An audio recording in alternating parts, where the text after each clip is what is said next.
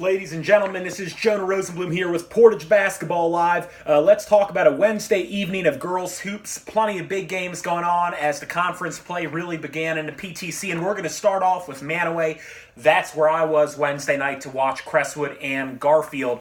Two teams that really changed a lot from last year, so I was curious to see how they looked. Of course, Garfield graduated Grayson Rose, now playing for Northern Kentucky. Lauren Jones, who's now doing track and field for Oklahoma. That's a couple of Division I athletes right there. And Crestwood graduating players like Lily Hoffman, Mia Miller, Sydney Kula, Megan Szymanski, all over. So both of these teams look dramatically different than what I saw. I was curious to see what they would look like in 2017, 2018. And Garfield, in winning 55-38, looked very smooth, very polished. I was really impressed by the way they passed the ball. They were whipping it around cross court, a lot of confidence in their passing, and a lot of accuracy. They seemed very composed out there, very hard to rattle. It was also my first time seeing Grace Mills, and Grace Mills has started off her career on fire for the G-Men. Now, she had her lowest point total yet in her fourth game here, 15 points against Crestwood. She had scored 19-plus in all three of her previous games. But don't be mistaken, Grace Mills looked great tonight. I very much saw what she can do. She started off the game swishing a three. For the rest of the game, it was mainly her operating on the fast break, although she did hit a jumper or two. But this is a player, a freshman who can do so many different things on the court. She hustles really hard. She's great on the defensive end.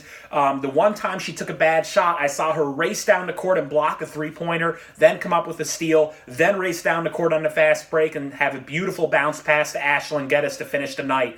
Really impressed with her. Really impressed with Ashlyn Geddes, who scored 23 points for Garfield to lead the way. 5 3-pointers.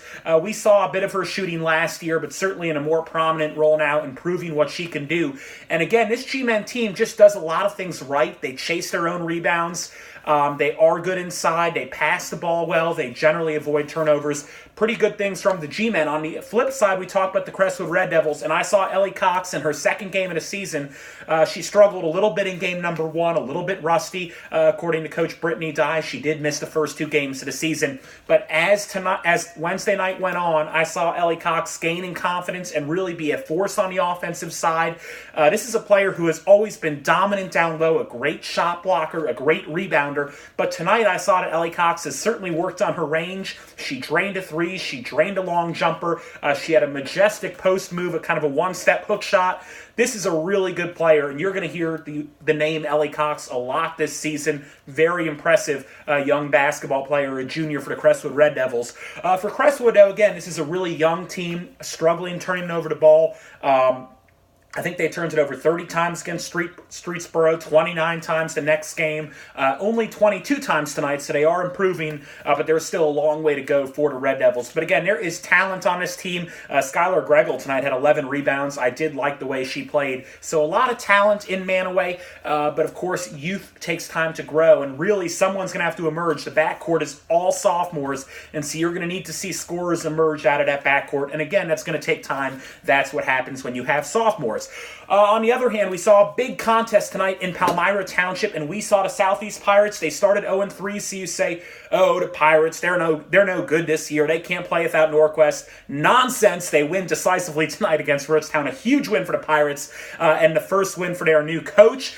Tonight we saw Hannah Schill. Again, she had a tremendous freshman year, and she had a tremendous night tonight. 24 points, I think 5 rebounds, 4 assists, so on and so forth. A very well-balanced effort from a complete basketball player in Hannah Schill.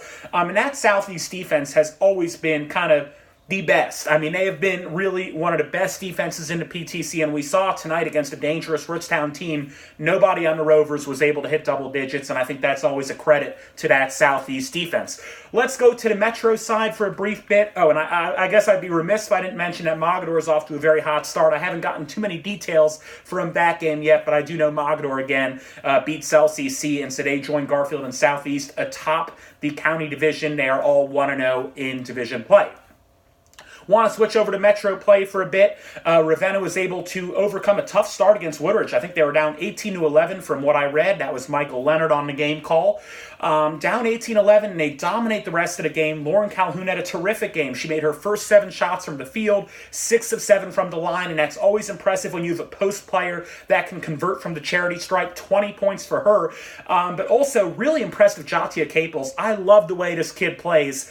She led her team with 9 rebounds tonight, and she's 5'1", but she is the epitome of a hustler. She runs around the court. She is so energetic on a defensive end, and that's what Sonny Tilden has in the Ravens. This is a really good defensive-minded team. Really excited to see where the Ravens go. They are 1-0, and Norton, by the way, is now 2-0 in the Metro. They do beat Field fairly handily, and the Panthers, we all thought they'd be dangerous, and even without Jimmy Howell, there is so much young talent on Norton, and again, they are looking to be the leading force in the Metro Division. Will be interesting to watch them. And then we also saw Aurora, the defending Suburban League American Division champion, taking care of Kent Roosevelt tonight in a battle of the Suburban League's Portage County teams. That will do it tonight for Portage Basketball Live. I really appreciate you joining me. We'll try to do this as much as possible throughout the season. But for now, have a great day, and thank you so much for tuning in.